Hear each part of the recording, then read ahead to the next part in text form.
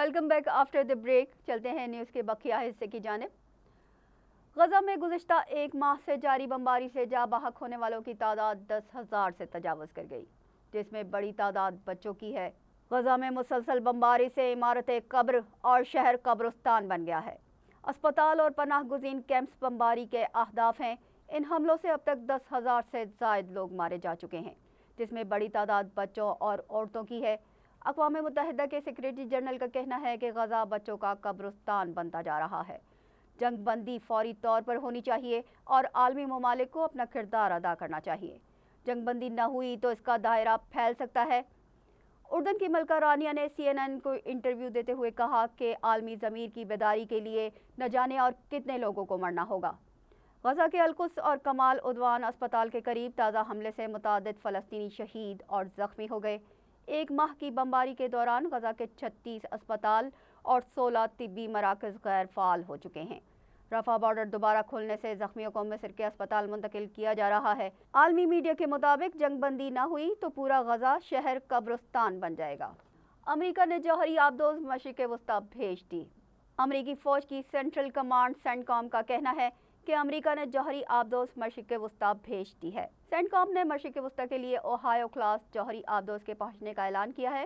امریکہ پہلے ہی 2 طیارہ بردار بحری جہاز مشرق وسطی بھیج چکا ہے. اسرائیلی اخبار کے مطابق امریکہ کے پاس 20 ایٹمی آبدوزیں ہیں، جن میں سے 4 امریکی ایٹمی آبدوز ٹام ہاک میزائل لانچ کرنے کی صلاحیت رکھتی ہیں، جبکہ امریکہ کی 14 ایٹمی آبدوزوں سے بیلسٹک میزائل فائر کیے جا سکتے ہیں.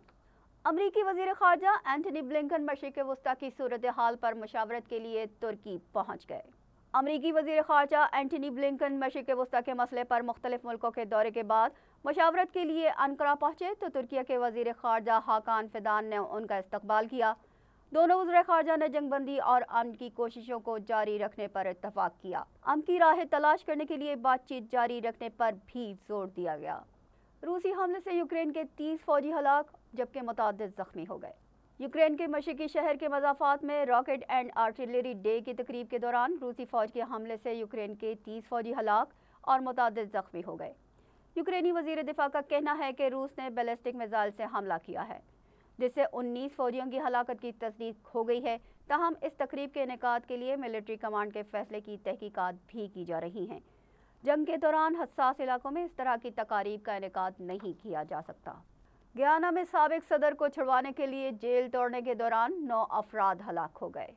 گیانا کے حکام کے مطابق مسلح افراد نے جیل پر حملہ کیا اور سابق صدر موسیٰ دادیس کے مارا، جو بدعنوانی اور دیگر جرائم میں ملوث ہونے کے باعث جیل میں قید تھے، انہیں چھڑوا لیا. تاہم سیکیورٹی فورسز نے فوری کارروائی کی اور سابق صدر کو دوبارہ گرفتار کر لیا. اسی دوران جھڑپ میں 9 افراد ہلاک اور متعدد زخمی ہو گئے. پاکستان میں تیار کردہ اونٹ کی کھال کے لیمپ نے شنگھائی ایکسپو میں دھوم مچا دی ہے.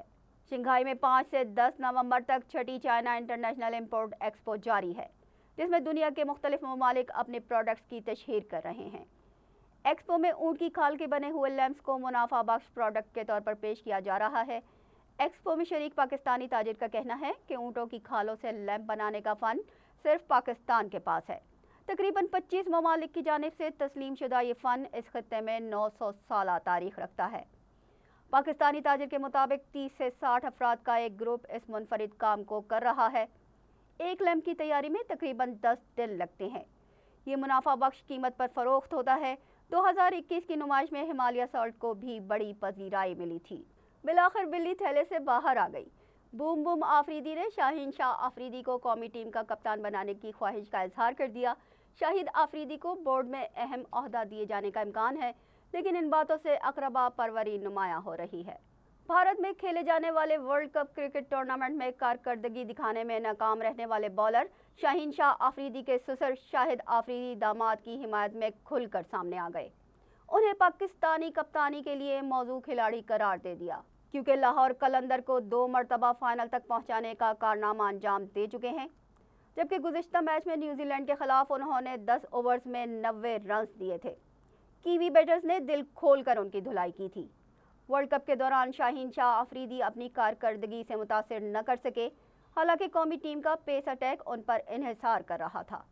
پاکستانی ٹیم کی حالیہ ناقص پرفارمنس شاہد آفریدی کی لابینگ بھی ہو سکتی ہے. اس نے 2 دفعہ لاہور قلندر کو فائنل جیتوائے اس نے, تو اس کا مطلب یہ ہے کہ وہ کیپیبل ہے.